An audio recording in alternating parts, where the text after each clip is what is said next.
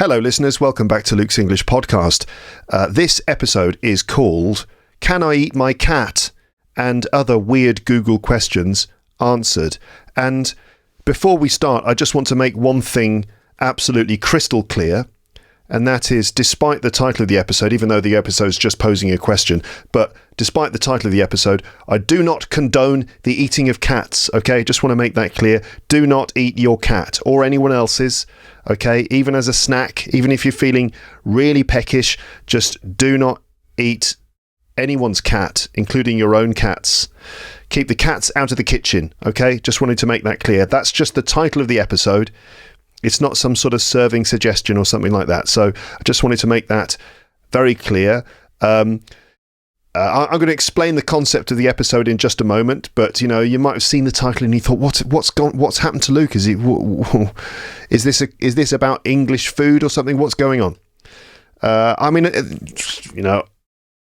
Somewhere in the world, maybe in some parts of the world, people do eat cats, but as far as I'm aware, for the most part, I think the idea of eating a cat would probably be completely horrendous for most people, and I certainly would share that view.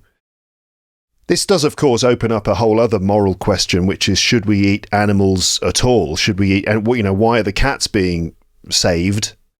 Why do they get special treatment just because they're cute? Maybe we shouldn't be touching any of we shouldn't be consuming any animals. And that's, perhaps a valid question, but I'll let you, fight that one out amongst yourselves. But anyway, I just wanted to say, despite the title of the episode, I do not condone the consumption of cats. Okay?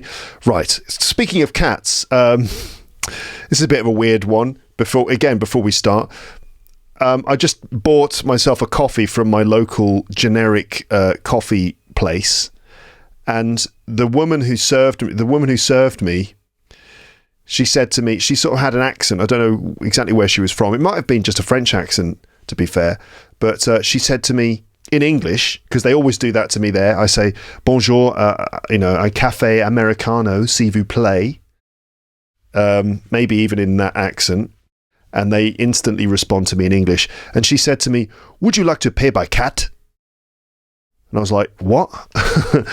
Would you like to pay by cat? And I was like, what? You can pay by cat? I didn't realise that. Is that a new thing? I was like, I'd love to pay by cat, but I don't have a cat with me, I'm afraid. I've eaten it. Not really. Would you like to pay by cat? And then I was like, oh, by card. Right, of course. Yes, I would like to pay by card. Beep. And I went about my day and got myself coffee. Okay, anyway, let's get started, shall we? Properly. Let's get the episode off the ground. Let's get going. So, can I eat my cat? And other weird Google questions answered. So the plan is, in this episode, to look at some of the most common questions that people type into Google and try to answer them in my own words, or at least try to. Actually, years ago, I did a similar episode, number 151, a deep cut from deep in the archives of Luke's English podcast. Episode number 151, it was called Google Questions. Super duper long-term listeners might remember that one. It was fun and people enjoyed it. So nearly 800 episodes and about 12 years later, it's finally time to do another one. So, by the way, there's a link in the PDF, and yes, there is a PDF available for this as per usual. You can just download the PDF freely, and you will find a link to episode 151 if you want to listen to that as well, if you like this sort of thing.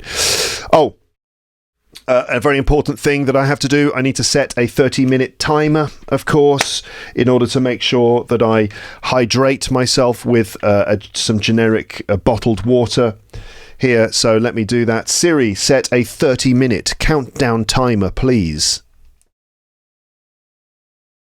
No, that didn't work. Siri, set a 30-minute countdown timer, please. Okay, Siri continues to be shy and not speak. Normally Siri goes, okay, 30-minute countdown timer starting now. But not at the moment. Apparently Siri is shy about being on my podcast. So in 30 seconds, I will take a water break. You could do the same thing. Just a little reminder there to keep yourself hydrated. So what do I want from this episode? Now, I'm not in the mood to be particularly serious today, but at the same time, I do want something quite intellectually stimulating, which is a slightly odd combination, right? I want something stupid, but clever, which is actually always what I'm going for on this podcast, to be honest. I'm always attempting to ride that fine line between stupid and clever. That's the general idea. So I'm looking for some weird questions that will lead to some curious and unexpected rambling on subjects which are different to the things I usually ramble about in rambling episodes. You know, the usual things being news about the podcast, how to add LEP premium episodes to an app on your phone, and how my listeners are either ninjas or skeletons or whatever. That's the normal stuff that I ramble about. But today, I want to talk about different things, while also somehow getting right to the heart of the human condition and revealing universal truths about life, the universe, and everything, which is also what I'm always striving for anyway on this podcast. As well as also teaching some phrasal verbs or something. So some silly rambling, but also some general knowledge and insights into the human mind. And let's see what kind of language comes up as I attempt to tackle some of the weirdest questions that people have asked Google over the years. And as I mentioned earlier, the language, the vocab that will come up, and there will be loads, it's bound to be, I think, probably quite... there's going to be a bit of slang in this. There's going to be some potentially rude language coming up, possibly some explicit subjects.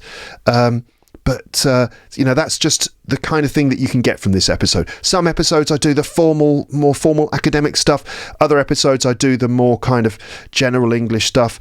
But this one's going to be a mix of informal slang stuff with maybe some body-related things, mixed in with some more general, neutral English for describing general problems or typical queries that people have. So I was wondering what to call this episode. Maybe something like ridiculous Google questions or stupid Google questions. But then I thought that really there is no such thing as a stupid or ridiculous question. There's nothing wrong with wanting to know something. And also, some of these questions aren't really that ridiculous. They're quite reasonable, really, in many cases. But it's quite funny to imagine the situations people were in when they decided to open up Google and type these, like, can I eat my cat? Like, what are you thinking? And millions of people have done it, which is why they appear in these autocompletes. Right? Google autocompletes. I'm sure you're aware of that. When you Google something, you start writing something into Google, you get all these suggested autocompletes, and they represent things that millions of other people have searched for. And they're like, if you write, can I eat? And then at some point you'll get, can I eat my cat? Because apparently loads of people have asked that question. That's what I'm talking about. So now I'm not sure I'll be able to answer all of these questions, as I expect some of them will be things like, difficult questions that maybe I don't know the answer to, like, why do men have nipples? And I just don't have the answer to that. Do you? Do you know why do men have nipples? And if you don't know what nipples are, they're the two things that all humans, I think, maybe there are some exceptions, but as far as I know, all humans have nipples, two nipples on their chest, sort of things on their skin. They're they're quite sensitive, quite ticklish.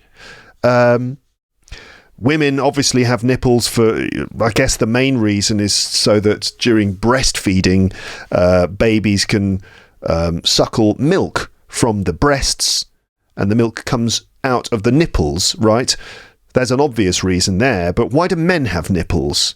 Do you know?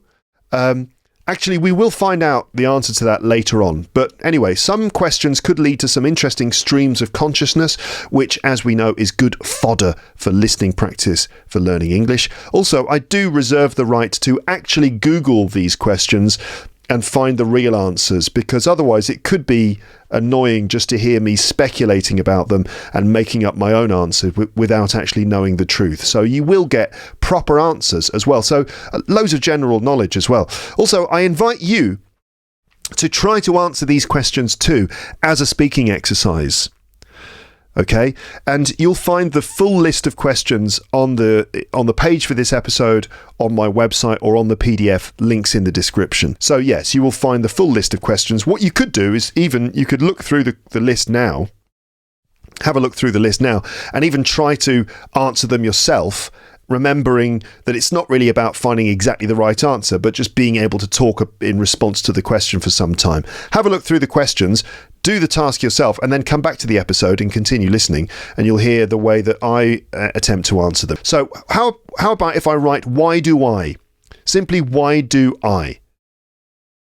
So here's what we get. Why do I fart so much? That is the number one question. Why do I fart so much? Let me list the questions and then I'll explain and ramble about them a little bit. Why do I fart so much? Why do I sweat so much? Why do I have diarrhea? Why do I burp so much? Why do I feel nauseous? Why do I sweat when I sleep? Why do I sleep so much? Why do I pee so much? Why do I sweat so much at night? And why do I feel like vomiting? So clearly this reveals a lot about the human condition, and that condition is gastroenteritis. Yeah. So let me just go through some of those questions again. Why do I fart so much? So farting is when your body releases gas. Your body releases gas in two ways, by farting and by burping. Farting is when the gas comes out of your bottom. Burping is when the gas comes out of your mouth, right? So a fart or to fart, a burp or to burp. Why do I fart so much? Why would someone fart so much? Now, I'm not a doctor, but I assume it would be maybe because of your diet. Maybe you're eating a lot of beans or something like that, or eating a lot of vegetable matter that would cause a buildup of gas in your body. Maybe you have some sort of underlying health condition. Maybe you're a bit unwell. I don't know. Why do people fart so much? I suppose I'm going to have to Google all of these things, aren't I? Why do I sweat so much? Sweating is perspiration. That's when, if you're hot, normally your body produces sweat.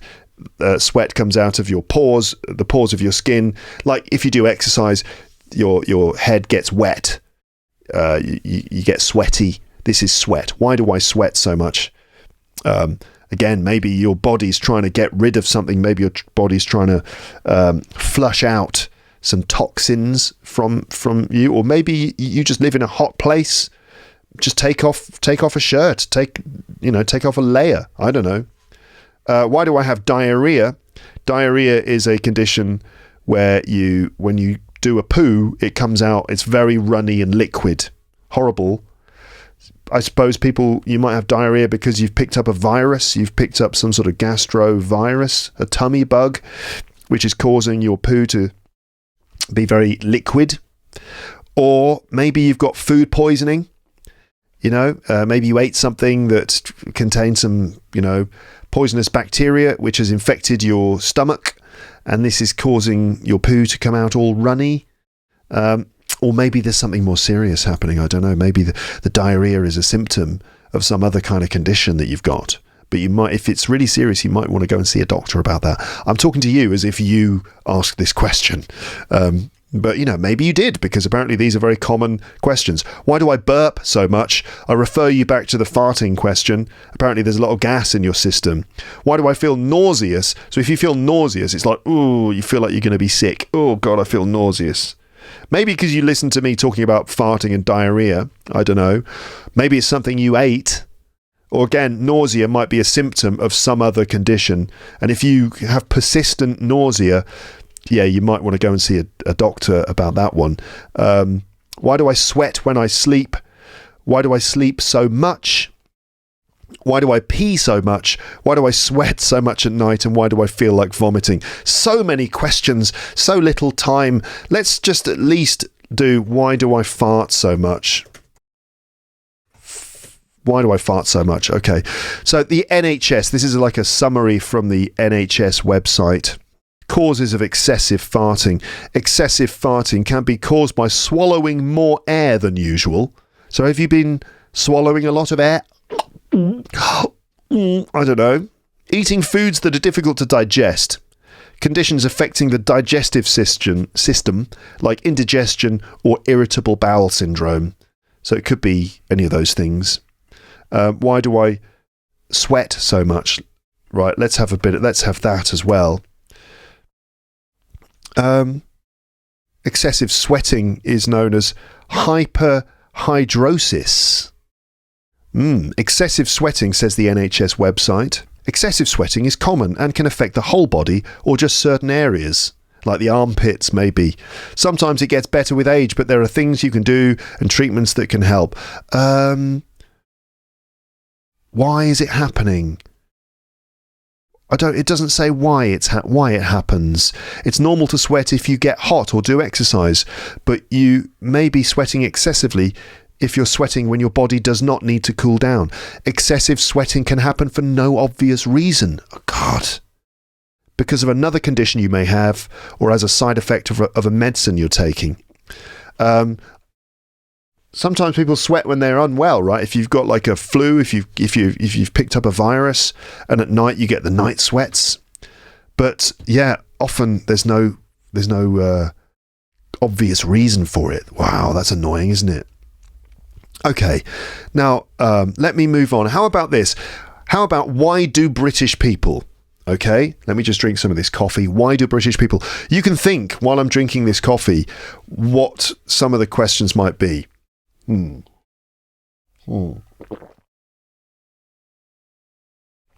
Why do British people? Okay, why do British people say Happy Christmas? That's a bit of a stupid question, isn't it? Presumably because it's Christmas and you want people to have a happy Christmas, I suppose. That will be American people who normally say Merry Christmas, right, or Happy Holidays. But in the UK, it's quite common to say Happy Christmas. I mean, it's just normal. It's just normal in the UK to say Happy Christmas. That's just the way we do it. We also say Merry Christmas.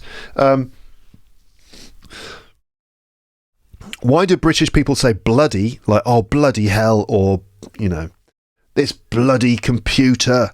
Why do we say bloody? That's quite a good question. To be honest, I think the reason for that is probably that there'll be a very old etymological reason for saying bloody. It's probably related to some other Germanic word, that meant something else, and it's continued, and it's a sort of moderate swear word. Is used as an expression of frustration, but the origins of it, I'm not entirely sure, to be honest. Let's have a look. Yeah, okay. Even though the word bloody has Germanic origins, its use as a swear word most likely entered English from the French. Ah, dear. These stories, these etymological stories, are never that compelling, in my opinion. Why is bloody a swear word in Britain? It seems more likely, according to Rawson, who's Rawson? I don't know. This is from Wikipedia, that the taboo against the word arose secondarily, perhaps because of an association with menstruation. That's women's periods, their monthly periods. The Oxford English Dictionary mentions the theory that it may also have arisen from aristocratic rowdies known as bloods. Hence, bloody drunk means drunk as a blood. Okay, there'll be reasons. There'll be all sorts of reasons. No one's entirely sure, as far as I can tell.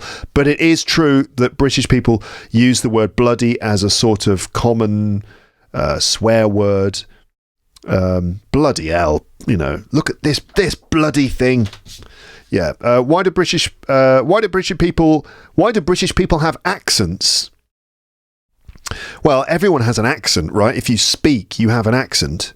But of course, British people have accents because of the reasons that accents exist.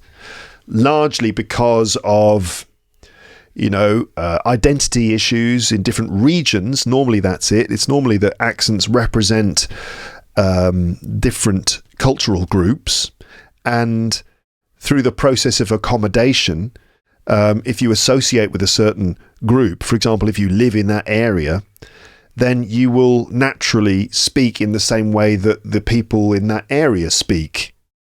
And because there are various local identities in the country, as a result, people tend to speak in the same way that other members of their cohort speak. There might be other reasons as well. It might be that, the UK, although it is a small place, it has a lot of different accents because local identities become very strong when everyone is contained within a reasonably or relatively small space. It might be something like that. I did an episode about this years ago called Why Does the UK Have So Many Accents? I think it is. You can find it in the episode archive. Why do British people say Z? So in America, they say Z, ABC, X, Y, Z. In the UK, X, Y, Z. I think it's because it comes from Greek, right? Ancient Greek. And I think the ancient Greek equivalent probably has an E sound. I'm not sure what the ancient Greek equivalent is for Z, what the old word was or is. But I imagine it's because that word also has an E sound in it. Okay, some of these I'm not going to Google because there isn't time for me to Google every single one. I feel like I should Google that one though. Why do British people say Z? Let's have a look. The name... Oh, okay, all right. The name for this letter was borrowed from the French Z.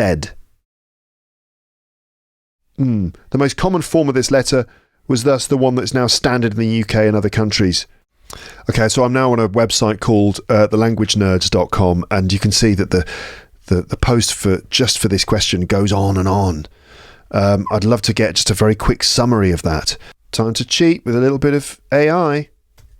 Okay, so using Google's Notebook LM, I'm cheating to get a quick summary of that page. This article from The Language Nerds explores the contrasting pronunciations of the letter Z, known as Z in American English and Z in British English and most other English-speaking countries. So it really should be, why do the Americans say Z when everyone else is saying Z? The piece traces the historical roots of Z back to Greek and French influences, right. Noting its earlier appearance, it explains that Z emerged later, possibly due to its rhyme with other letters, and gained prominence in America. Maybe it's just because in America they wrote that alphabet song, A, B, C, D, E, F, G, H, I, J, K, L, M, N, O, P, Q, and R, S, and T... U, V, W, X, Y, and Z. Now I know my ABC. Would you like to sing with me? Right?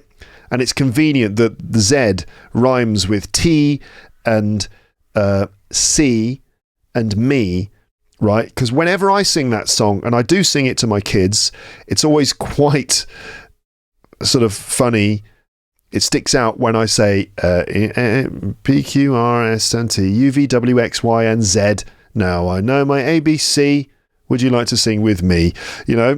Maybe that's it. So yeah, look, the article suggests that Noah Webster's efforts to establish a distinct American English and the popular alphabet song further solidified Z in the United States. Ultimately, the piece highlights the single letter difference as a notable variation between the two major English dialects. Well, anyway, there you go. I suppose now you know, in America, Z, and in the UK, Z. But when it comes to the rapper Jay-Z, yes, we still call him Jay-Z, because if we called him Jay-Z, that would just sound wrong, wouldn't it? Why do British people drive on the left? Because it is the correct side of the road to drive on.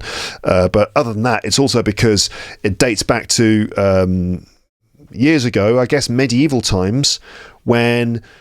before the invention of cars, people rode horses, and knights on horseback would have swords, and you would want to pass other people on horseback. You would want to pass them on your right side so you could, if you needed to, defend yourself against them with your stronger hand, and most people are right-handed. So the stronger right hand, you would want that on the side that other people pass you on, right? So it makes sense to pass on that side. And in fact, because of this reason, it actually became law to pass each other in that way. That's why we drive on the left, because it's based on an old law that came into force when we were on horseback with swords in our hands. That's the reason. Why do people put X? All right, this might be at the end of letters or emails. We put X, and X means a kiss. Is it just British people? Surely everyone does that, don't they? Little X means a kiss at the end of an email or something, or a text. Why do British people love tea? Because tea is wonderful. Even though I drank coffee this morning, I do love tea. Nothing like a fantastic, lovely cup of tea. But it's also because of our colonial history and, like the deals that we made with China and India. They supplied us with tea many years ago, and as a result, the UK got flooded with tea. if that's possible.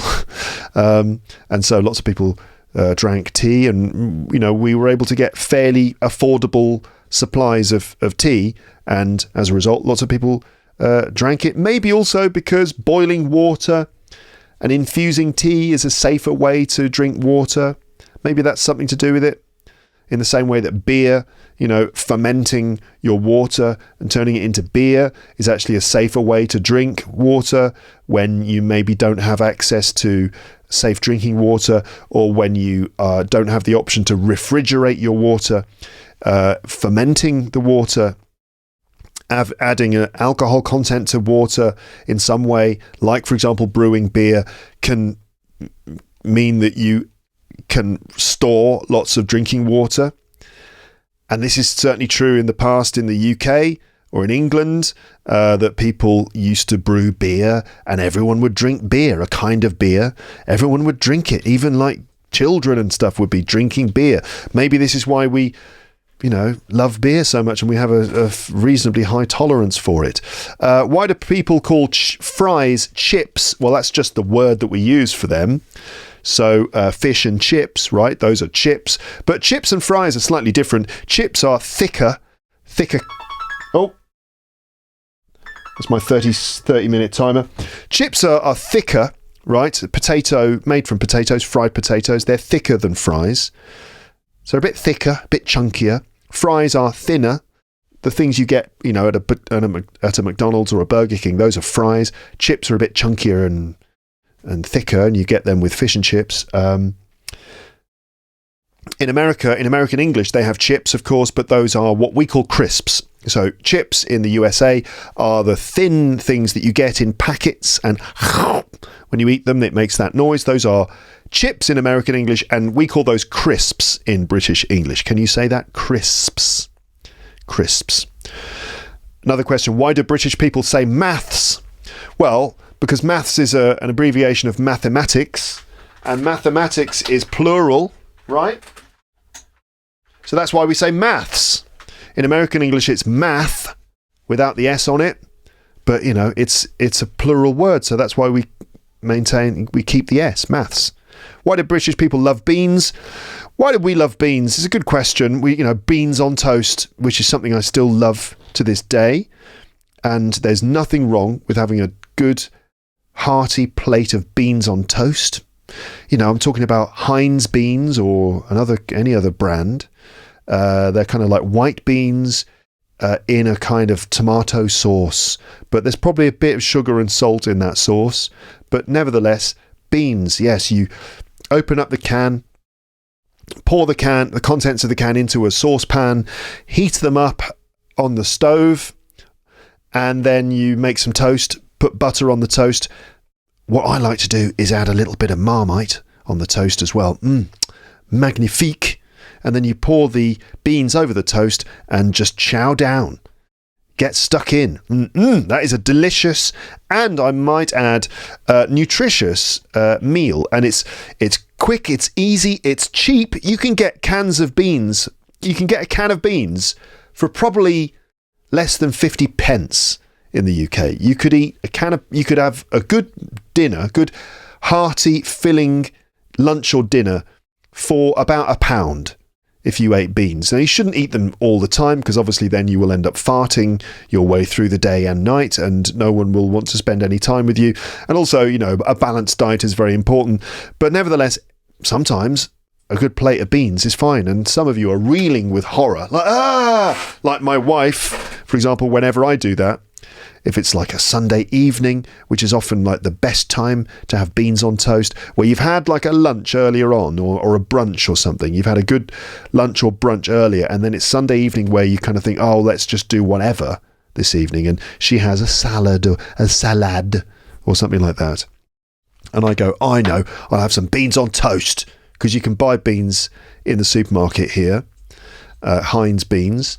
And yum, yum, yum, comfort food. Right, so that was 30 minutes. Time for a drink of water. Here we go. I'm going to have a good slug. I'm going to take a slug from this bottle. Not that there are actually any slugs in here. No, it's just a normal bottle of water. Time for a drink, and you can do the same thing if you like. Here we go.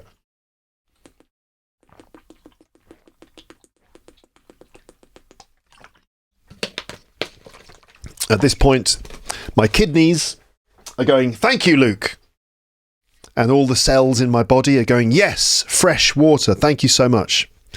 So you get the idea. Now I'll continue with some screenshots of old searches that should result in some interesting tangents. So the screenshots I've just looked at of Google searches were new ones that I did myself, but most of the other ones in this episode are going to be based on old searches.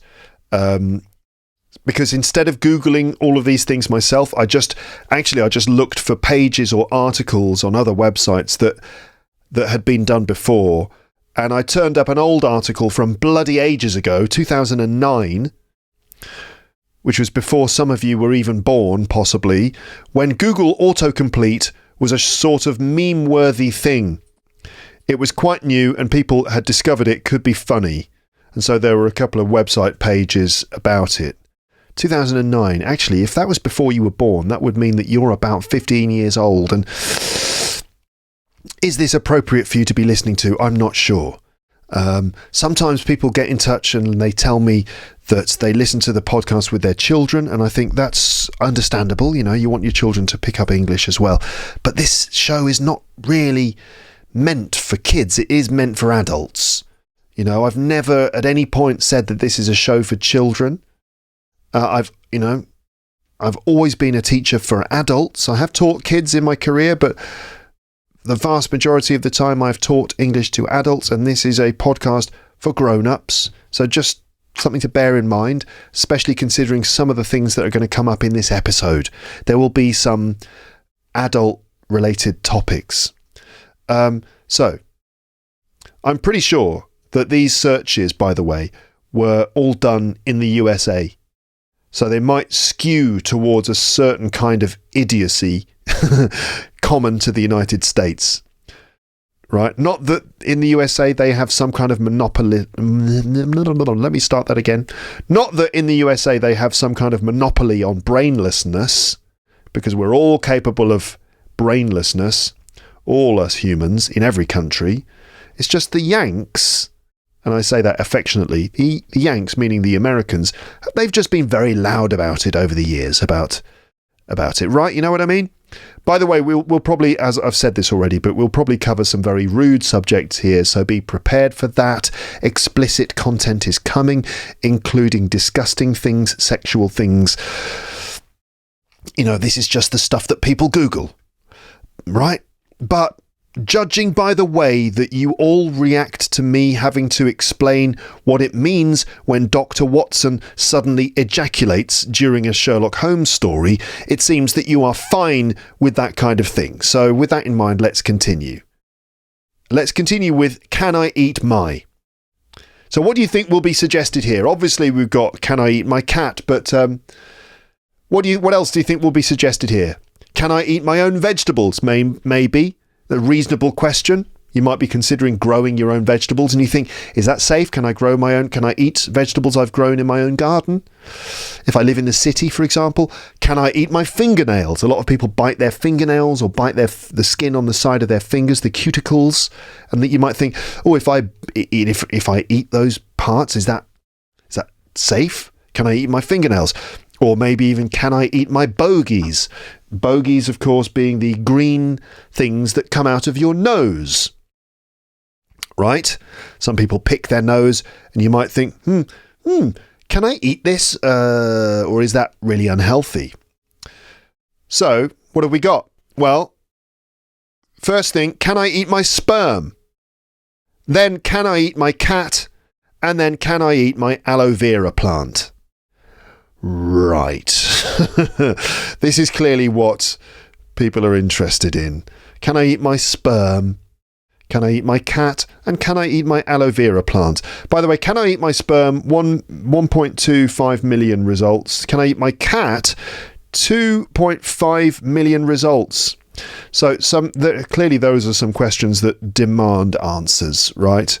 So can I eat my sperm? All right, so what is sperm? Now, in the past, when I've had to explain things like sperm and ejaculating, I've been a bit awkward and embarrassed about it, right? As you might be if you were talking to potentially several football stadiums full of people. If you're there in front of the biggest football stadium in the world, everyone's there, and you are given a microphone. Can you explain what sperm is? And you're standing there as the microphone feeds back. Hello, everybody. And you hear your voice echoing around this stadium with potentially hundreds of thousands of people in it. And you have to explain what sperm is. You might feel a bit embarrassed in that situation, as I have felt in the past. But I'm not going to feel embarrassed. I'm just going to be very frank about it. So sperm, just in case you don't know, is the stuff that comes out of the end of a human male's penis when he has an orgasm, when he reaches a sexual climax. As you may be aware, you may have discovered this for yourself in some way, which you probably have, when a human man reaches or achieves orgasm, the result is that sperm is ejaculated from the end of the penis area. Okay? So sperm, that's what comes out. And it's a bit more complicated than that, because it's not just sperm. There's sperm, and there's a fluid that the sperm are contained within, but the sperm themselves are the little things that with a tail that want to swim towards the egg inside a woman's body. Where exactly is the egg? It's in the fallopian tube, right? No, it's not. It's in the... Where is the egg when the sperm fertilizes it? I think it's in the fallopian tube. Oh, God. I'm going to need to Google that. But anyway, the sperm during sexual intercourse, during penetrative sex, if a man ejaculates inside the woman's vagina, then the sperm is released inside, and it wants to swim towards an egg, and it wants to penetrate that egg, fertilizing it. Where is the egg? Okay, I need to know this. Where is the egg when it is fertilized by a sperm? Conception happens when the sperm swims through the vagina and fertilizes an egg in the fallopian tube. I was right. It happens in the hours or days after you have unprotected sex. After conception, the fertilized egg implants into the uterus, and a pregnancy begins, and the wonder and beauty and magic almost of life takes place. What a wondrous thing it is.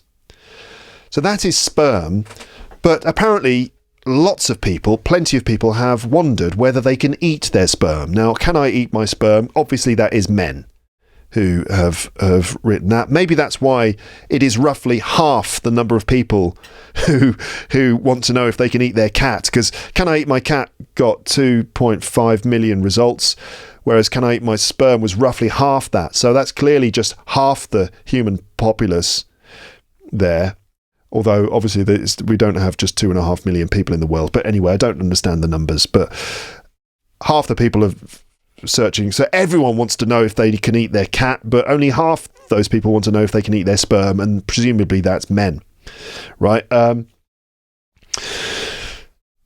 mean, women might want to know if they can eat sperm as well. That might be a pertinent question too, as you can imagine. But certainly my sperm, can I eat my sperm? That's men obviously asking that question. So, what do you think, guys? Can you eat your sperm? Can people eat sperm? Or can people eat their own sperm? And as far as I'm aware, I think it's okay. I mean, I think it's probably safe to eat your own sperm. I mean, depending on how much you eat. As I said before, it's important to keep to a balanced diet. And if you just eat your own sperm, that's not likely to be particularly healthy or nutritious, What a weird thing that would be, to survive if you had no food. Because, does it contain protein? maybe if you were starving to death, and that could be a solution. If you were able to produce enough sperm, you might be able to prolong your life until you were able to get some proper food that you were forced to live on. In the same way that people who, there was that guy who got trapped in the desert when his arm got stuck under a rock, and he survived by drinking his own urine for a few days. And that's obviously not something that you can do long term, but I think it can help you stay hydrated to an extent. It's probably better than not drinking anything. He was able to drink his own urine, and it helped to keep him alive for enough time to be able to get out of the situation. The film was 127 hours, right? So maybe you could also eat your own sperm in order to keep yourself alive, but I wouldn't recommend it. Anyway, in theory, I think eating one's own sperm is probably okay, but why? Why would you want to do that? Why would you want to do that? I don't know. I mean, just speculating, maybe just to avoid waste. Because maybe it's just sad to let it go to waste, and you think, well, I might as well, since it's going to serve no other purpose, I might as well eat it just to avoid any waste or mess. But then you kind of think, well, why not just go to a sperm bank if that's the case? A sperm bank is a place that you might have in your town or city where you can go and you can donate your sperm, and they keep it in a sperm bank so it can be used, if anyone needs any sperm, those moments when you just, you know what I need now? Just a bit of sperm, just a beep, beep, beep, Deliveroo, Uber Eats. No, obviously I'm being silly about that, but there are cases when sperm is needed, and you might need a stock of sperm. And so you can donate your sperm to the sperm bank. So, rather than eating it, you might want to perhaps go down to the sperm bank and donate it, right? Just don't do it too much, but it can be a reasonable thing to do, I suppose. And, if you want to have a guilt-free wank, why not offer your sperm to the sperm bank rather than just letting it go to waste? And at least then it's guilt-free, right? Because you know that you're giving something back. You're giving something back to society. You're helping society at large. You're giving something back to the community by going down to the sperm bank. But as I said, just don't do it too much, because then the sperm bank might have a problem with that. If you just oh, Mr. Thompson, hello, you're back again. No, it's all right. We don't need any more of your sperm, thanks. No more, please. We're full. We're full now.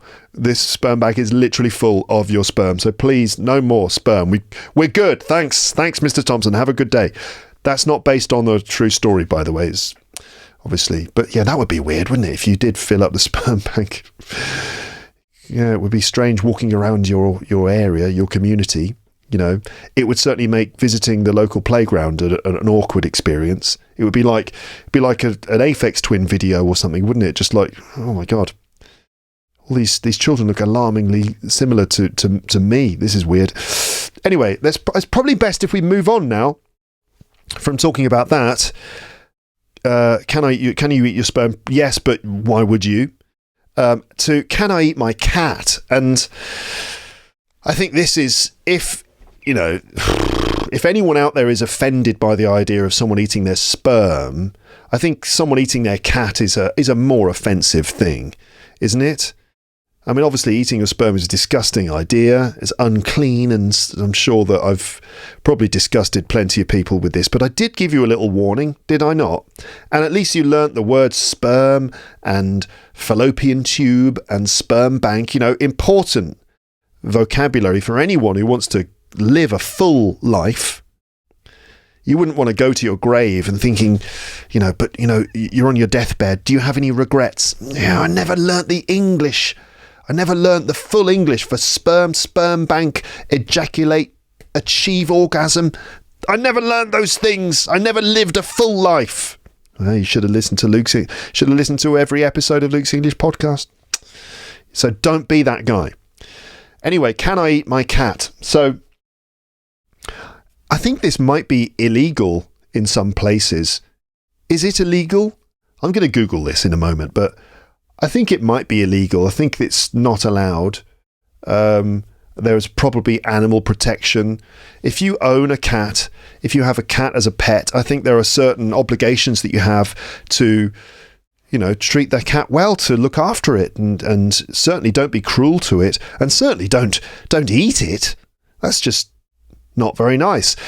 From the point of view of whether it's edible, whether cat meat is edible, I think it probably is, because, as I said, I think in some parts of the world eating cats is a thing.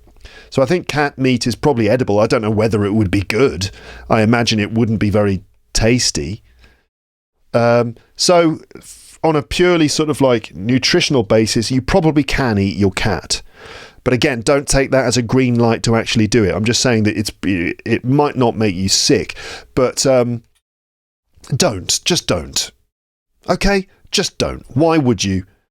Just leave the cats alone. Leave your cat alone. Keep the cats out of the kitchen. But anyway, can I eat my sperm? Can I eat my cat? Can I eat my aloe vera plant? Aloe vera is a kind of, what's the word that they use to describe those sorts of plants? It's not a cactus. It's sort of soft green plant with spikes. They tend to live in, they grow in often arid places, very dry places. But can you eat aloe vera? I know that you can cut the branches off aloe vera, and the juice that comes out, the kind of gel that comes out, can be very good for the skin, I understand. In fact, aloe vera is often used in skincare products. So if you rub it into your skin, for example, if you have a burn on your skin or sunburn, you can rub aloe vera into the burn, and it helps to soothe the skin. But can you eat it? I think, as far as I know, you can eat some aloe vera, but other aloe vera might be poisonous. I think it's time to do a little bit more Googling. I don't want to Google, can I eat my sperm? We've moved on from that. But can I eat my cat? Oh my God, this is from Cora. Can humans eat cats? I'm dealing with a cat eater. Right, it sounds like this person has a cat eater in their life. Maybe their boyfriend or something eats cats. I'm dealing with a cat eater. I'm dealing with them as well, as if they're a problem that needs to be managed, which, it sounds like they are.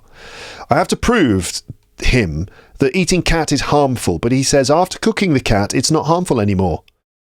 Can anyone help me prove him wrong objectively with some references? And then Cora's AI bot assistant has given various reasons. Eating cats, like consuming other pets, raises numerous ethical, health and legal concerns. Here are some points to consider when discussing why eating cats is harmful or inadvisable. So there are health risks. There are health risks. Zoonotic disease. Cats can carry diseases that can be transmitted to humans, such as toxoplasmosis, cat scratch fever, and various parasites. Cooking may kill some pathogens, but not all. Food safety. Domestic cats are not raised for human consumption, so there are no standards for their care, feeding or slaughter that ensure they are safe to eat. Unlike livestock, so animals that are farmed, like cows or chickens, there's a whole system in which they are raised and slaughtered that ensures that things are done sort of safely and that the meat is safe for consumption. So, eating a cat or another animal that's, not subject to those sorts of safety checks increases the risk of contamination with harmful bacteria like Salmonella or E. coli. You don't want to get a Salmonella or E. coli infection. That will definitely result in diarrhea and all sorts of other horrible things. And then, of course, there are the ethical considerations, animal welfare, and just the cultural norms. In some societies, it might be normal, but in most societies, I think it's not normal. So you shouldn't eat cats because it's fucking weird. Okay, and people will be shocked and horrified by it. And legal issues, like I mentioned, in many countries it's illegal to kill and eat pets like cats and dogs. So that's, I think, enough of an answer. So, anyway. So remember, these autocompletes represent what so many other people have asked in the past. So the one about sperm, that is an alarming number of people who are curious about eating their own sperm, isn't it? All men, of course. I suppose women would have to ask that question in another way, wouldn't they? Women would have to say, can I eat my boyfriend's? So in fact, here is an up-to-date list of those questions. Can I eat my boyfriend '(S)? Not can I eat my boyfriend, but can I eat my boyfriend's? And what will come next? So can I eat my boyfriend's? Actually, the first one is, can I bite my boyfriend? A reasonable question, I suppose. Sometimes you might feel like biting your boyfriend. Maybe you feel compelled to bite him if he is particularly delicious. Can I eat nuts if my boyfriend is allergic? Why do I bite my boyfriend? Why do I bite my boyfriend Reddit? Why do I bite my boyfriend's arm? Why do I bite my boyfriend hard? And I can't eat around my boyfriend.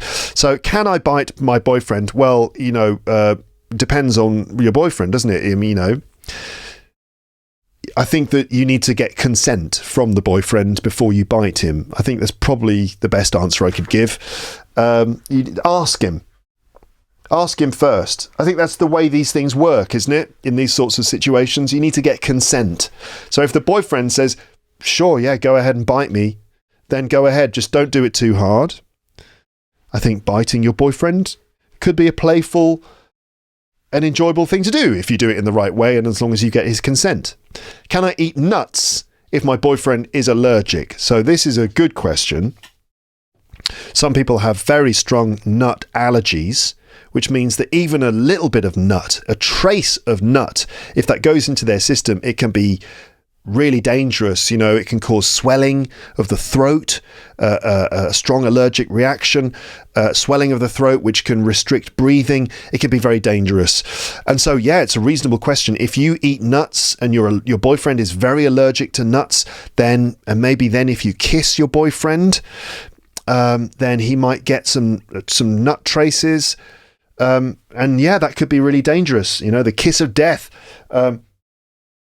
So it's a good question. If your boyfriend is very allergic to nuts, then I think that you should be very cautious about eating nuts or having nuts around him. Why do I bite my boyfriend? I don't know. Like I said, maybe he's just particularly delicious. Why do I bite my boyfriend Reddit? They're looking for an answer on Reddit. Why do I bite my boyfriend's arm? Why do I bite my boyfriend hard? Apparently you just can't help yourself. I can't eat around my boyfriend. That's a pity, isn't it? Why can't you eat around your boyfriend? That suggests potential sort of neuroses, psychological problems, maybe. I don't know. Maybe your boyfriend is disgusting. Maybe that's the reason. Maybe if you eat together and he just sits there chewing with his mouth open, and that's just disgusting, and that's why you can't eat around him. Or maybe you've got some issues there. Maybe you've got some sort of eating disorder where you feel shame or some other negative feeling as a result of being near your boyfriend when you eat. So that's maybe something you need to consider getting some help with. Because that's no good, is it? You want to go and be able to not have a nice meal with your boyfriend. You don't want to be blocked. So you might want to get help if that's the case. Again, I'm talking to you as if you asked this question, which you probably didn't. God, there's so much. I have so many more of these, and I've reached the 1 hour mark, and I try to keep these episodes. Ideally, in my mind, in my brain, the ideal length for an episode is just under an hour. That's actually what I want, just less than an hour. But that's often the opposite of what happens, and I end up doing about double that. I'm going to keep going for a little bit, but then I will stop, and maybe I can come back and do a part 2 for this. So let's just do a few other questions. How about how-to questions? How-to questions. Actually, before we do that, it's time for another drink of water. Feels like not that long ago that I had a drink, but I'm going to do another one now. So it feels like it was 30 minutes ago. It's time for another drink of water. Here we go. Lovely, lovely water. Okay. How about how-to questions? Surely that will be fairly innocent. I'm imagining things like how to put up shelves. Right? If you want to put up some shelves in your room to put books on the shelves, how do you put up shelves? That's a decent question. Or maybe how to add LEP Premium to a podcast app on my phone, right? Just the things that people typically would ask. So what do you think? How to put up shelves, how to add LEP Premium to a podcast app on your phone. Just go to teacherluke.co.uk/premium info or teacherluke.co.uk/how. Or maybe it could be how to cook a perfectly boiled egg. 4 minutes, 5 minutes, 4.5 minutes. But here are the questions. How to get pregnant. How to gain weight. How to get a six-pack. How to give head. Do you know that one? How to get a passport. How to grow weed. How to get a girlfriend. How to get a girl to like you. How to get on MySpace at school. That is a question directly from 2007. How to get rid of stretch marks.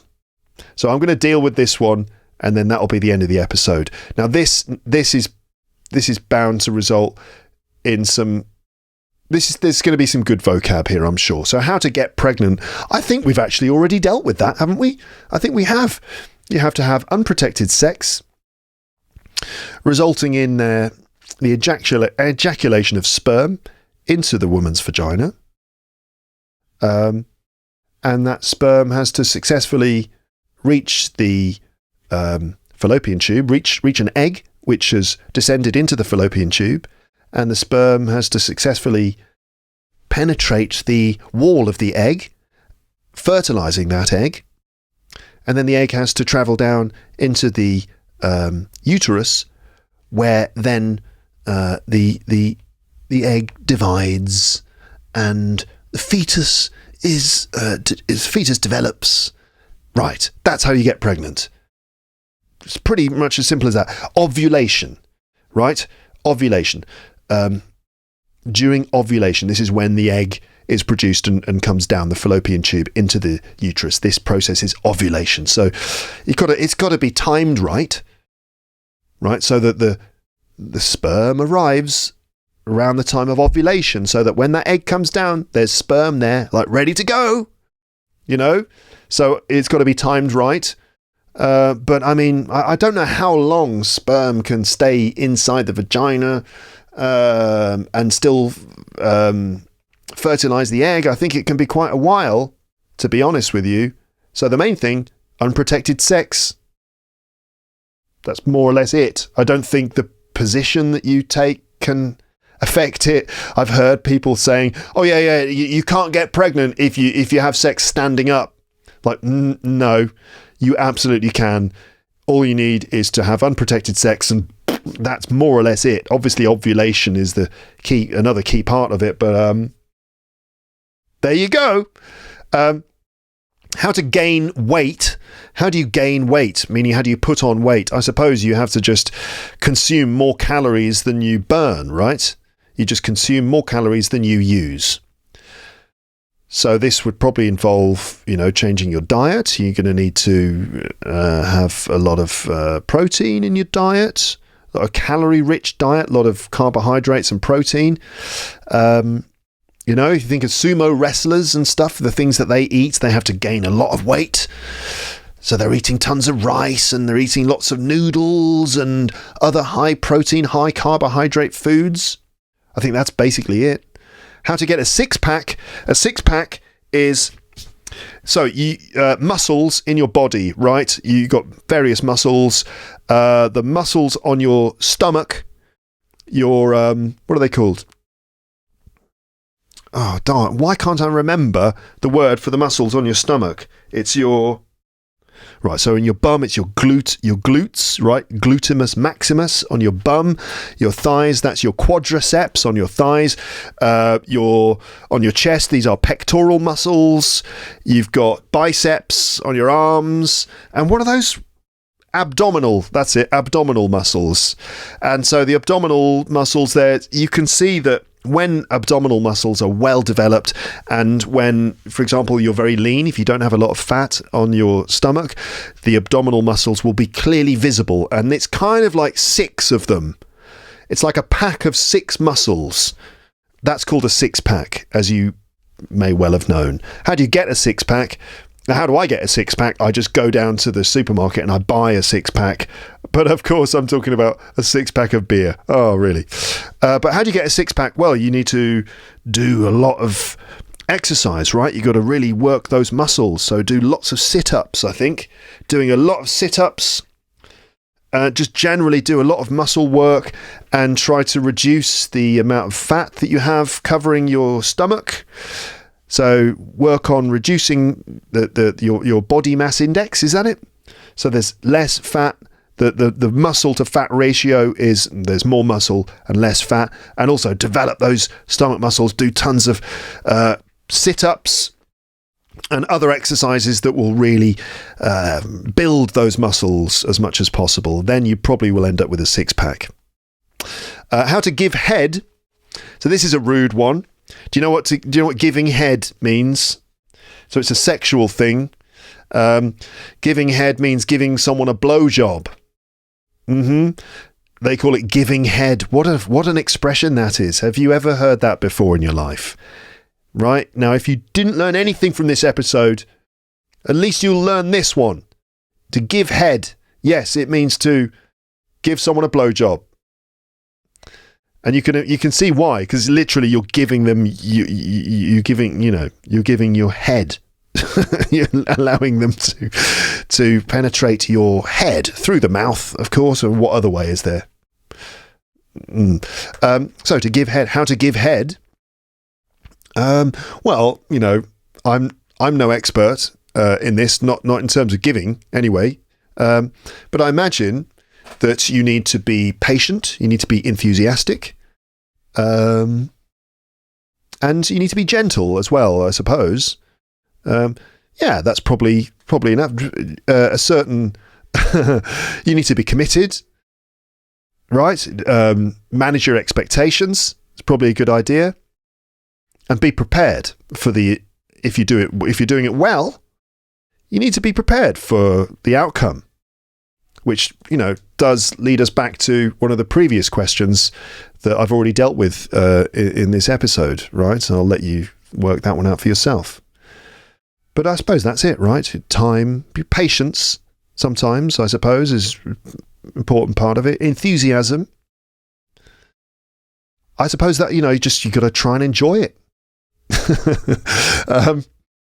There you go. I mean, if you know better than me, and if you don't really feel ashamed in any way, you could let us know in the comments section, I guess. How to get a passport. This is a much more sensible question, isn't it? It's a very good question. How do you get a passport? Well, you need to probably Google it. Like if you're in the UK and you're looking for a UK passport, you'd need to go to gov.uk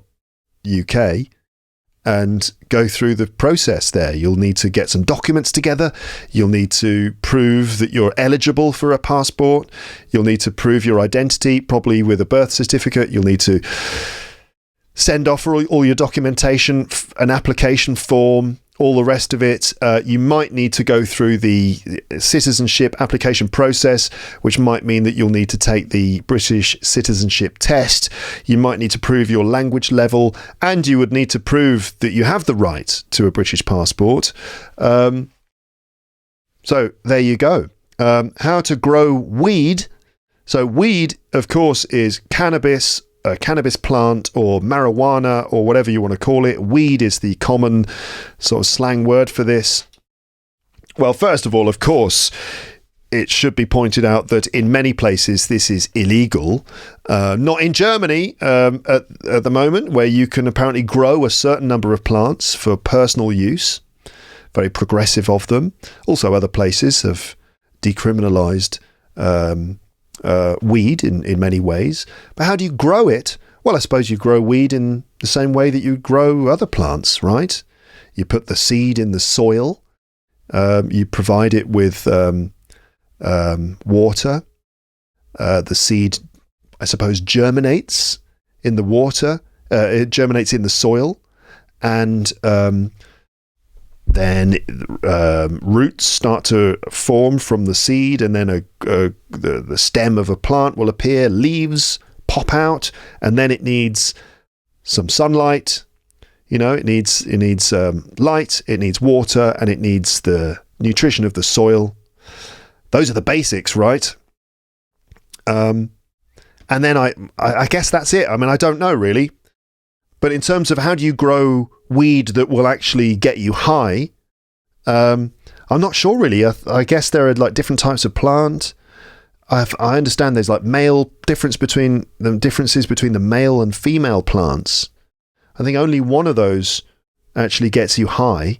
I'm not going to Google this. I'll let you do that if you really want to. If you're in Germany, go for it.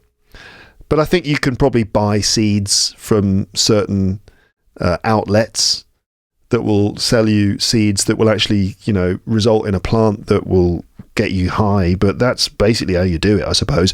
Maybe you need like hydroponics, which is like a set for growing plants indoors, because just doing it in the sunlight, maybe if you live in a very sunny place and it's summertime, you're going to get enough sunlight to grow really good, abundant plants.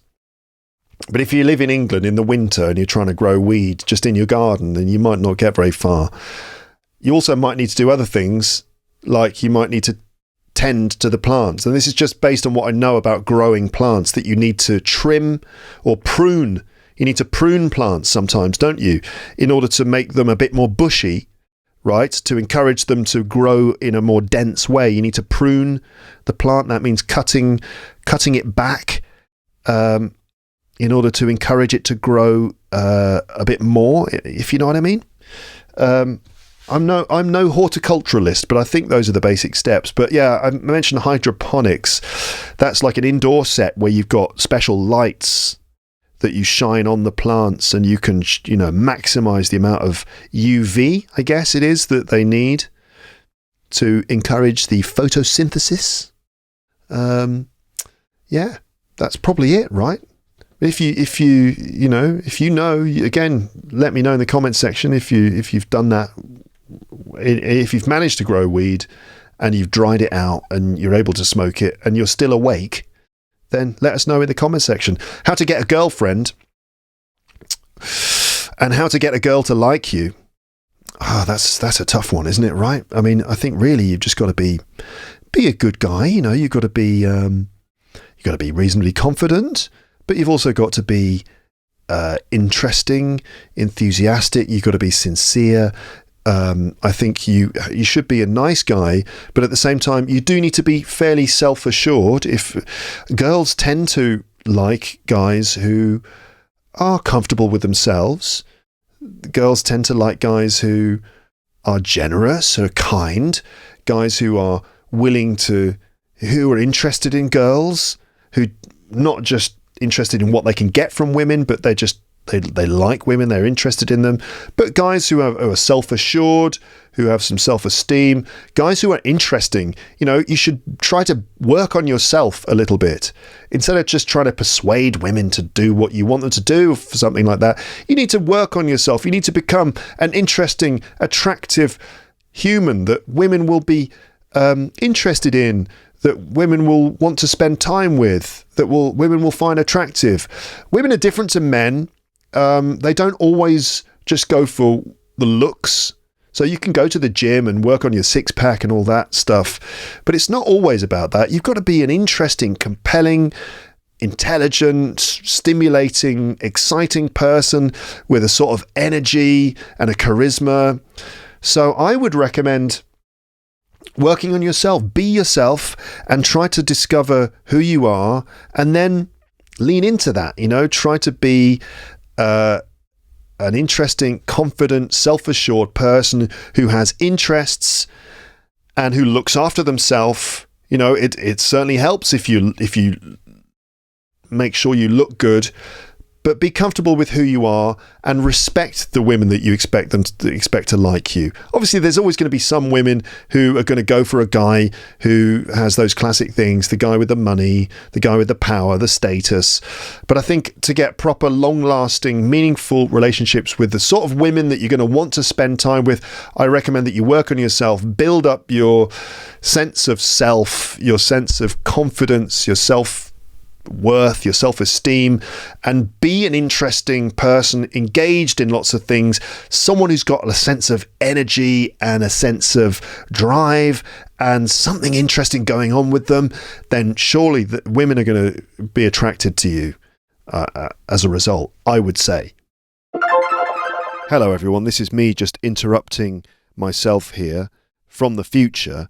It's the evening of the day when I recorded this episode, and funnily enough, this is the part, this bit about how to get a girl to like you, is the thing that has stuck with me this evening. And I've been thinking about it, and I thought that I wanted to add a few other things that I kind of didn't mention. I hope you're enjoying this episode. I really enjoyed doing this one today. And on this particular point, I was thinking, I bet there's someone out there who is particularly interested in this. I don't know. But whatever, I just feel like I needed to add a few other things because I've been thinking about this. So some other things to add, I have to add, and I can't believe I didn't mention this before, the importance of humour, right? Being funny, being humorous, and the importance of making a girl laugh, you know? That's a huge thing. And if you can make a girl laugh, then you're kind of like halfway there. It's really a really good way to make a girl feel good. It's a very disarming thing to be able to do, to sort of generate real laughter or to kind of have fun with someone. And just the importance of fun and good vibes and, being funny is a really big deal. And that can just be, it's a bit of a mysterious thing, but it's, yes, disarming and charming. So that's something to remember, of course. But being funny, that's a whole other mystery because it's somewhat kind of hard to define how to do it. It's something to do with having a certain attitude where you're just trying to make people enjoy themselves around you. And it's, kind of being a bit cheeky.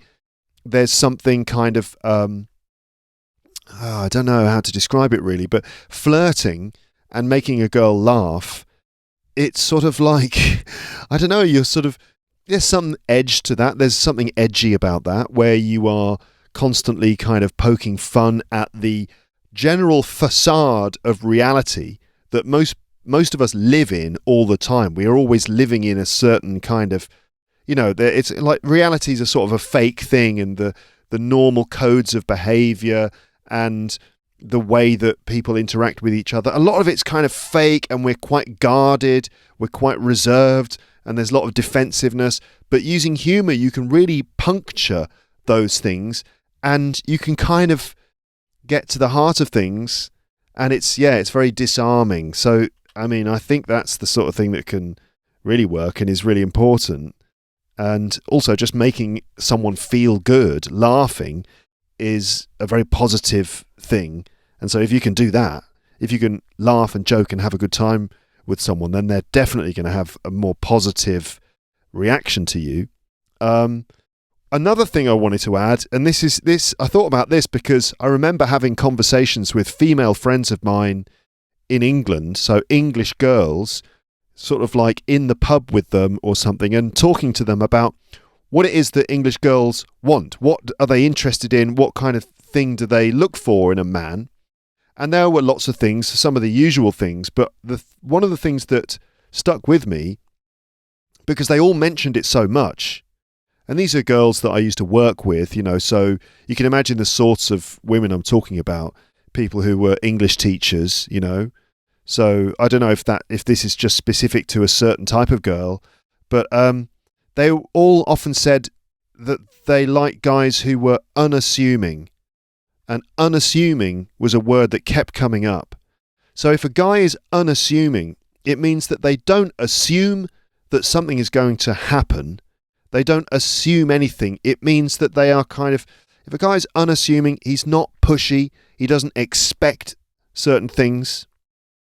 That's kind of what unassuming means. So I think guys, we can be a bit pushy sometimes.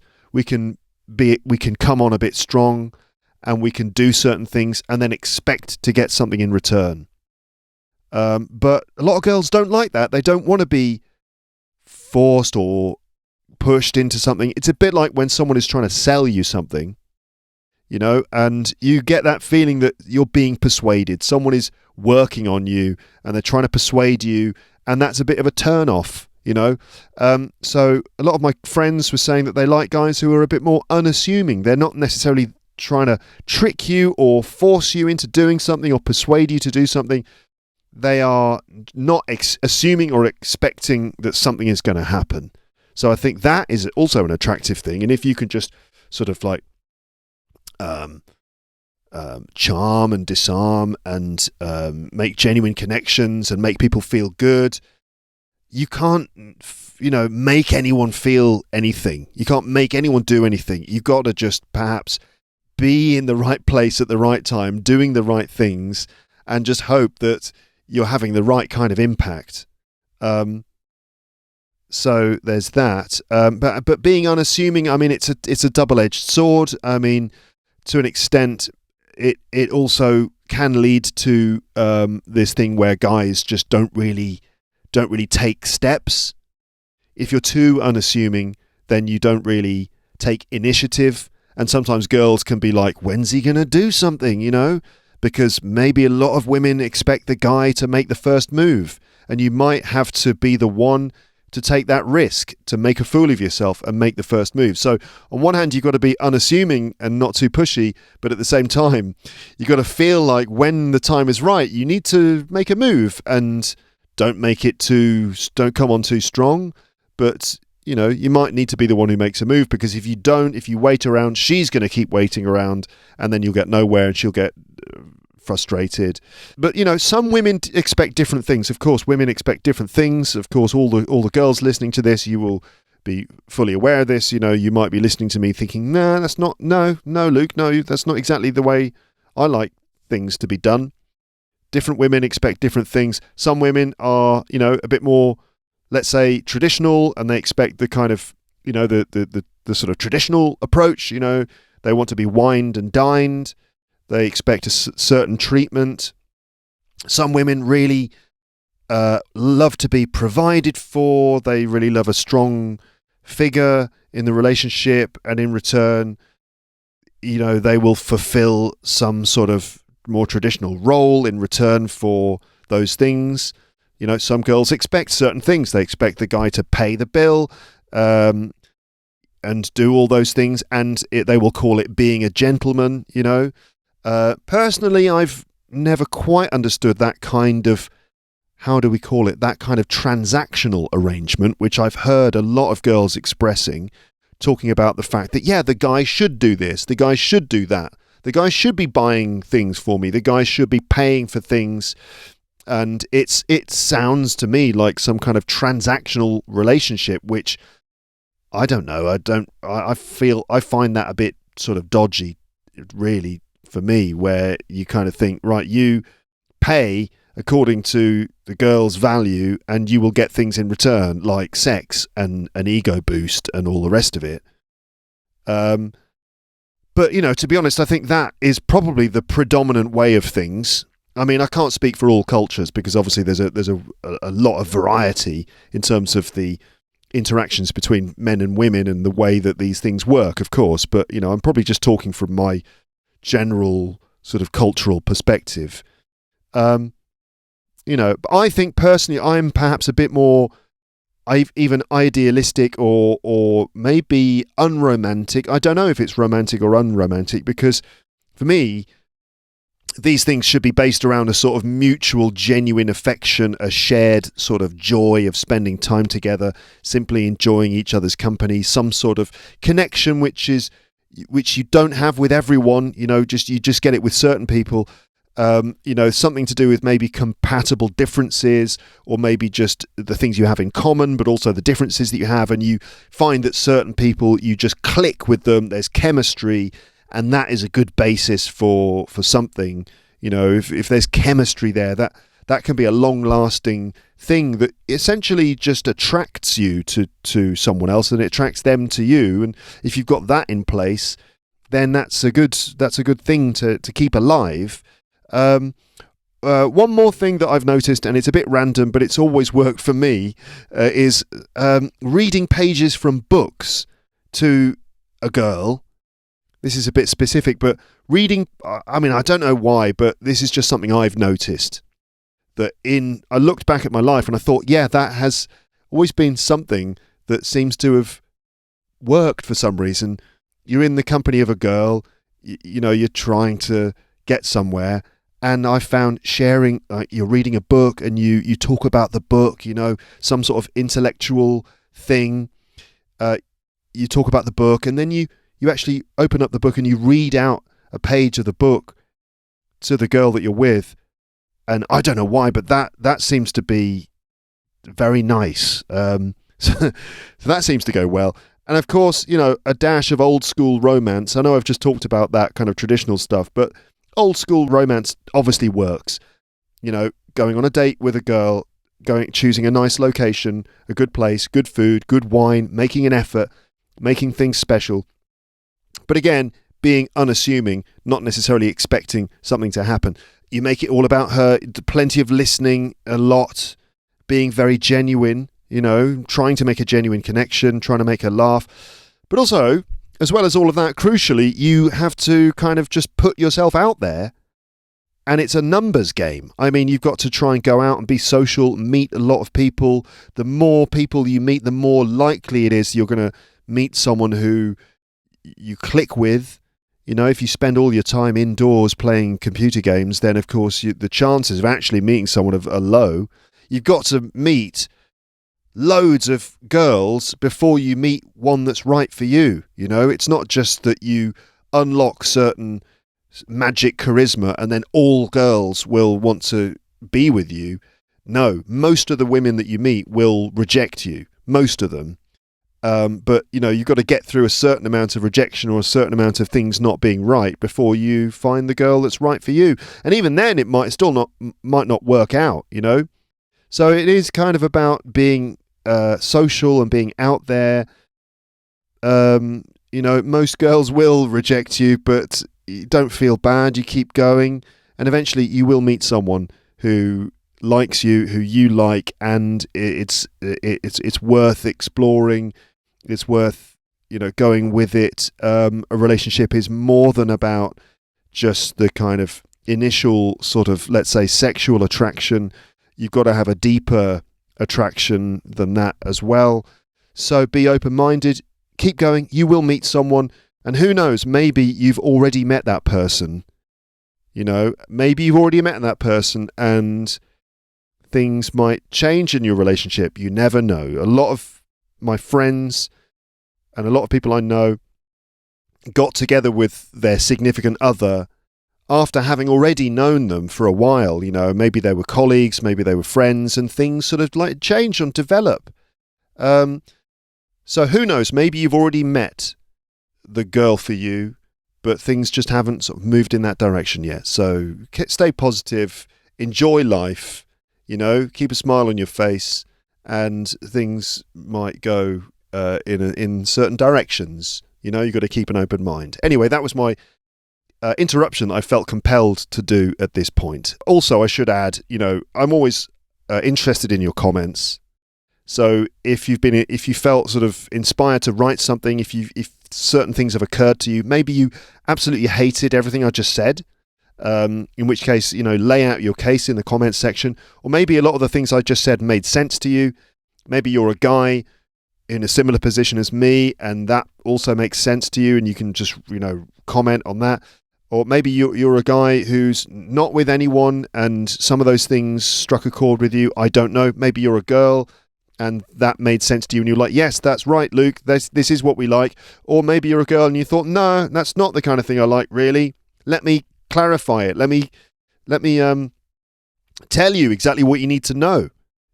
So get in the comments section and talk about this. This is a big thing, a really huge thing, especially for younger people, people in their 20s, looking to find someone, looking to have proper relationships, looking for love. It can be a huge thing, and it can really bother people. It can really make people sad when it's not working for them. I remember I used to think about it all the time, thinking, why haven't I met anyone? What's going on? What's the matter with me? What am I doing wrong? But as I said before, it really is just a question of time and being social and putting yourself out there. When I met my wife, I've probably told this story before, but on that particular evening, I did not want to go out. I wanted to, I was happy to stay in that evening and play PlayStation, but my cousin kind of persuaded me to come out. And I did, and I'm glad I did, because by doing that, I met the woman who I'm now married to happily. We've got 2 wonderful kids. We've built a life together.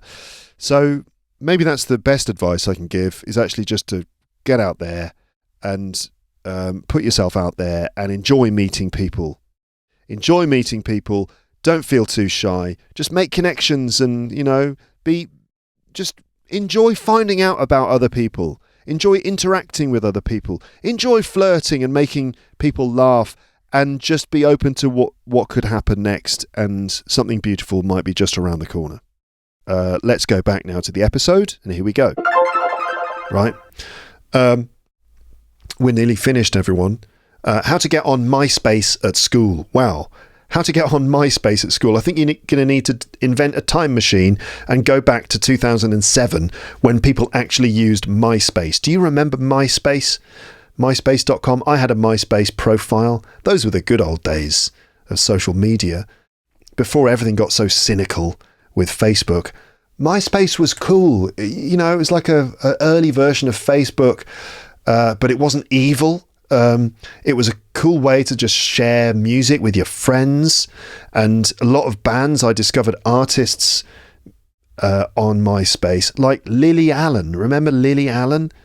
I discovered her on MySpace, and she became really famous on MySpace, and you could hear her early songs, and they were good, and it was basic. You could share music there, you could share photographs, you could design the page completely yourself, so you could put whatever background you wanted. You could you could make the website play a song when you arrived on it and stuff like that. Everyone was friends with Tom, who was the guy who invented MySpace. So you could see everyone's friends, and Tom was just like the most friendly guy. He was friends with everyone.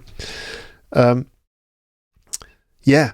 So there you go. You need to go back to 2007 to get on MySpace now. And then finally, how to get rid of stretch marks. Stretch marks are things in your skin that you might get when, let's say, your skin got stretched, maybe because of pregnancy. Again, going back to that, could be as a result of pregnancy, when obviously a woman's abdomen gets so much bigger as it accommodates to the developing child inside, and then after the birth, women are often left with stretch marks, which are clearly marks where the skin has stretched, and then after the child has been born, there's like excess skin. These can be stretch marks. Or if you've just lost weight, you might have stretch marks. How do you get rid of stretch marks? That's a really good question, a really, really reasonable and good question to ask. I'm not sure, really. My wife during the pregnancy, she sort of used a lot of oils and creams on her skin, which really helped to allow the skin to kind of go back to its original condition. So that's part of it. You've just always got to be moisturizing and keeping your skin, looking after your skin so that it's sort of able to deal with these changes. But if you've got them and you need to get rid of them, I don't really know. I'm going to have to Google that. How to get rid of stretch marks. Yeah, there are products, how they appear and how to get rid of them. NHS, National Health Service. Stretch marks are very common. They're harmless and often get less visible over time. Stretch marks look like lines or streaks across the skin. They can be not just women who've been pregnant, but they are most common on the tummy, on the breasts, on the chest, the upper arms, legs, bottoms, hips or back. Common causes: pregnancy, going through puberty can cause stretch marks. Puberty is the change from being a child to being an adult, where you get a surge of hormones that causes things like pubic hair to grow. In boys, it means that ejaculation of sperm becomes a thing. That's puberty, going through puberty. Stretch marks can be caused by losing or gaining weight quickly. Right. Women probably get them more. What to do about stretch marks? They usually fade over time, so that suggests that the body sort of deals with them naturally. But creams and lotions claim to prevent, reduce or remove stretch marks, but there's very little evidence these work. Oh, okay. But there are some treatments that may help stretch marks look better, but they will not get rid of them. So this includes retinoid, often called tretinoin, creams, or hyaluronic acid. These may help if used on new stretch marks, but you shouldn't use retinoid creams if you're pregnant, as they may harm your baby. Also, laser or light treatments, microdermabrasion, which removes a thin layer of skin. You would need to pay for these treatments as they're not available on the NHS. So there you go. They either go away naturally by themselves, or you can kind of blast them off by removing a layer of skin. Or you use these sort of slightly controversial creams, which can do it, but they can be harmful to unborn children if you're still pregnant. Well, that I think is going to be where we stop this. So this is going to be end of part 1. Ladies and gentlemen, how was this episode for you? I actually really enjoyed this, and it was exactly what I wanted from the episode. I said at the beginning that I wanted something that was potentially a bit stupid and a bit sort of funny and ridiculous, but at the same time sort of intelligent and serious, and I think I managed to combine both of those things. But I hope that you've enjoyed the episode and that you found it useful. Obviously we got into some areas that probably some people didn't like, but yeah, but you can't make an omelette without breaking some eggs. Do you know what I mean? You can't make a podcast that sort of, I don't know, that is original and that could be amusing and engaging. You can't do that without touching on some subjects that could be a little bit edgy for some people. So I'm sorry if you found some of the content of this to be a bit too much, maybe.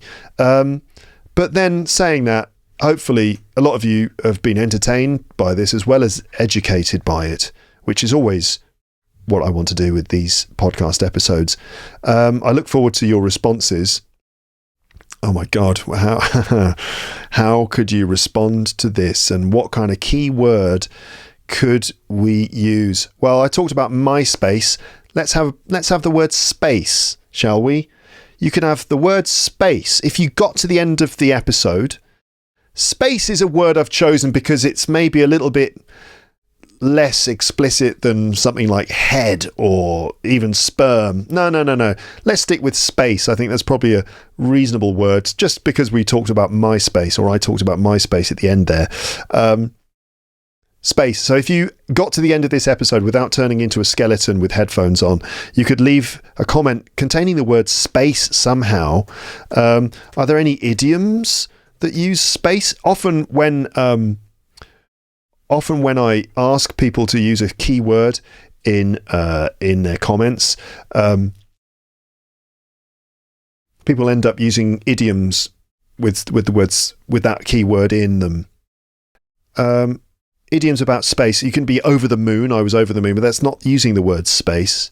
I was over the moon. I was really happy. To shoot for the stars. If you shoot for the stars, it means you aim for something. You're very ambitious about something. Shoot for the stars. Let's go for it. This is what I tried to do with this episode. I tried to shoot for the stars. Once in a blue moon, it means it's something that happens very rarely. we only visit the beach once in a blue moon. Out of this world. That episode was out of this world. Okay, you know what? I'm going to expand your homework here. You don't only have to use the word space. You can use any of these idioms. That episode, Luke, was out of this world. Or I don't often get offended by episodes of Luke's English podcast. It only happens once in a blue moon. Or, Luke, you shot for the stars in the episode and you did it. Or, I don't know what. I was over the moon about this. To space out. Space out is to lose focus or daydream. So this, Luke, I'm glad you stopped this episode after 90 minutes because I was beginning to space out a bit. Okay. Rocket science. We say it's not rocket science. Like how to get pregnant. Well, it's not rocket science, Luke, is it? Meaning it's pretty simple, really. Everything under the sun. Everything under the sun. Meaning everything possible. Luke, you talked about, I'm glad that you were willing to talk about everything under the sun in this episode. Meaning that you were willing to talk about everything. You left no stone unturned. Meaning you covered every single detail. The sky's the limit with Luke's English podcast. And maybe down to earth as well. I like the fact that you have a down to earth, straightforward, practical approach to doing these episodes. Any of those idioms or the word space in your comments. I look forward to reading what you have to say. Did you try and answer any of those questions as well? Okay, don't forget you can check out the PDF, which you will be able to download from my website, and you can see the questions and some of the stuff I've been reading from. Have a lovely morning, afternoon, evening or night, wherever you are in the world, and don't eat your cat or, a lot of the other weird things that have come up in this episode. But at least now you know, don't you? Hopefully now you know more than you did before you started listening to this. Thank you for your attention. Have a lovely morning, afternoon, evening or night, and I'll let you get back to your normal life now. Okay, so now it's just time for me to say goodbye. Bye. Bye. Bye. Bye.